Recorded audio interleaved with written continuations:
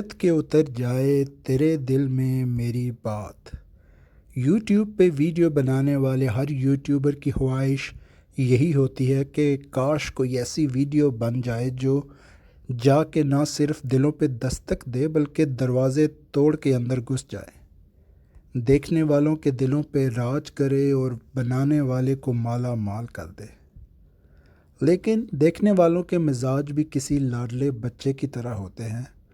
جب تک اس مزاج کی فریکوینسی پہ ٹیون ہو کر کنٹینٹ یا مواد نہ دیا جائے تو بات کچھ بنتی نہیں۔ اب وہ ایسا کیا راز یا صلاحیت ہو سکتی ہے کہ جس کو حاصل کرنے کے بعد ہم ایسی ویڈیوز بنا سکتے ہیں جس میں ایسا کنٹینٹ، مواد یا موضوعات ہوں جن کو دیکھنے والے اصل میں پسند کریں۔ ایسا نہ ہو کہ ویڈیو آن کرنے کے بعد وہ 1 منٹ پورا ہونے کا انتظار کریں تاکہ جلدی سے نیچے کمنٹس میں وہ تھمز اپ کا سائن ڈال کر تو بھاگیں، ان کو ویڈیو پوری دیکھنی نہ پڑے، بس اپنا آپ رجسٹر کریں اور بھاگ جائیں، بلکہ ویڈیو کو آن کرتے ہوئے اس کو پورا دیکھنا چاہیں اور اس کو دیکھنے کے بعد پھر وہ آپ کی اگلی ویڈیو کا بھی انتظار کریں۔ آپ کا کنٹینٹ اتنا جاندار ہو جس میں ان کو لگاؤ محسوس ہو۔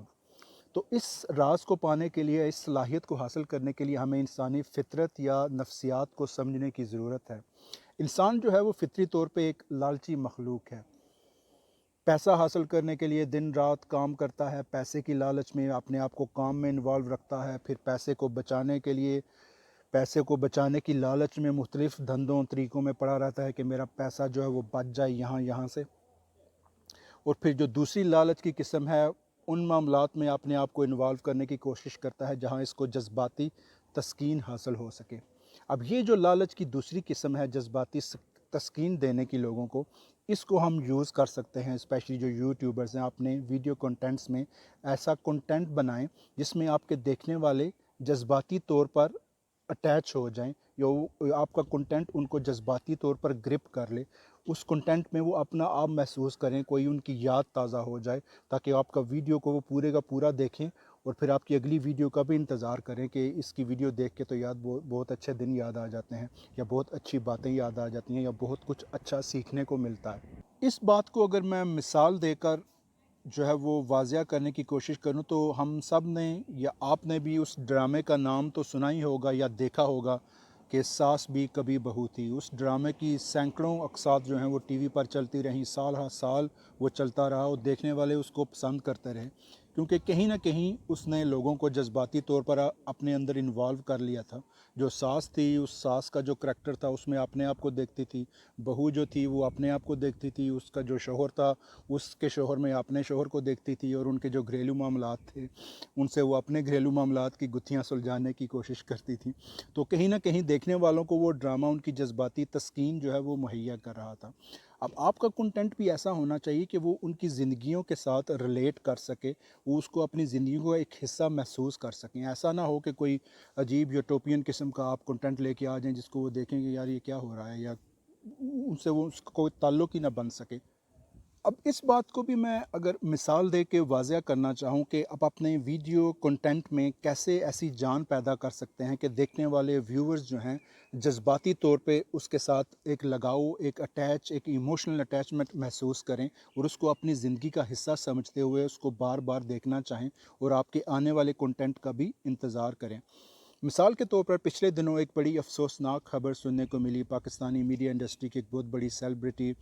پاکستان ٹیلی ویژن کا ایک پائنیئر نام تھا، طارق عزیز صاحب کا انتقال ہوا۔ اس پہ بہت سے یوٹیوبرز نے اظہار افسوس کے لیے ویڈیوز بنائیں۔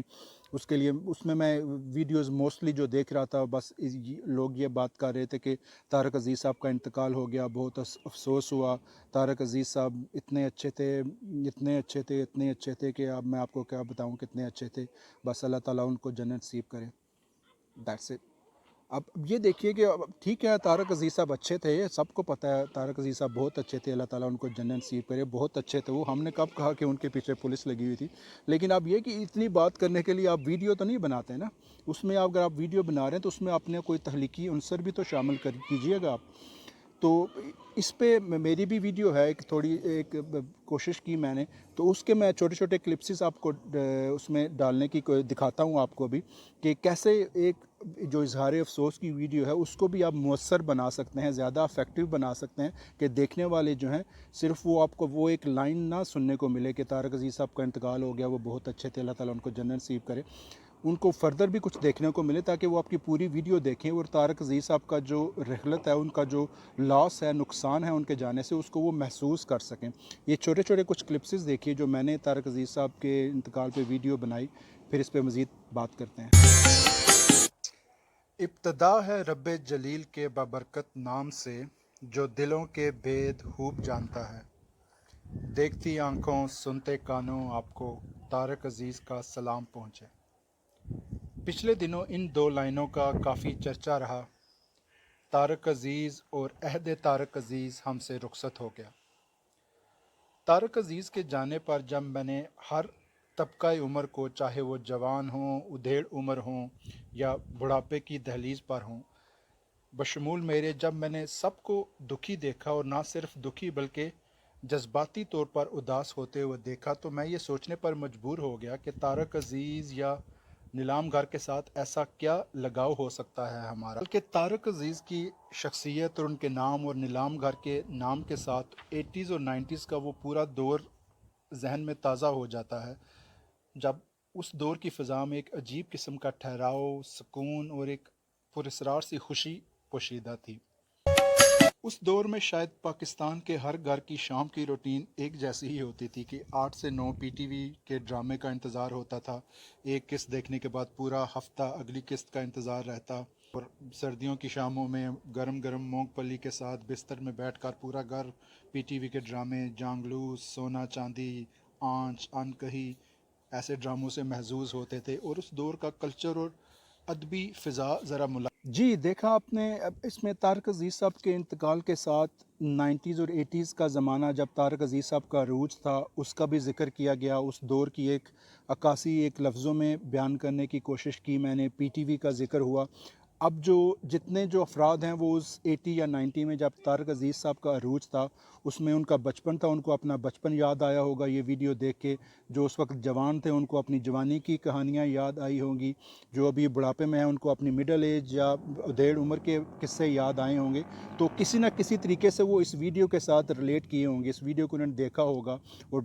ان کو وہ اپنے پرانے قصے، اس دور کی جو حسین یادیں تھیں وہ ان کو یاد آئی ہوں گی، اور کہیں نہ کہیں ان کے چہرے پہ مسکراہٹ آ گئی ہوگی، پی ٹی وی کو یاد کر کے، پی ٹی وی کے ڈرامے یاد کر کے، 80 90s کا دور یاد کر کے، طارق عزیز صاحب کا نیلام گار یا اس میں ان کا سٹائل یا انداز یاد کر کے،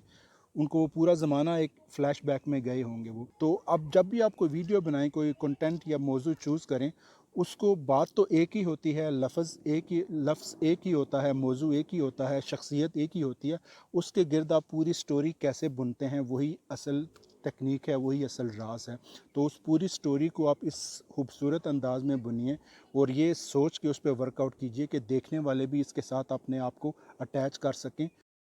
جی یوٹیوب ویڈیوز کے کنٹینٹ کے حوالے سے اس ویڈیو میں ہم نے دیکھا کہ کیسے ایک عام بات کو کہانی کی بنت اور الفاظ کے استعمال سے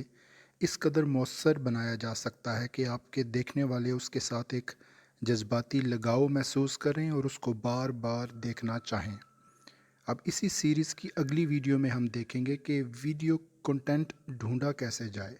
ہر ویڈیو کے لیے ایسا کنٹینٹ کیسے ڈھونڈا جائے جو کہ معیاری بھی ہو اور دیکھنے والوں کو پسند بھی آئے۔ تو ملتے ہیں اگلی ویڈیو میں۔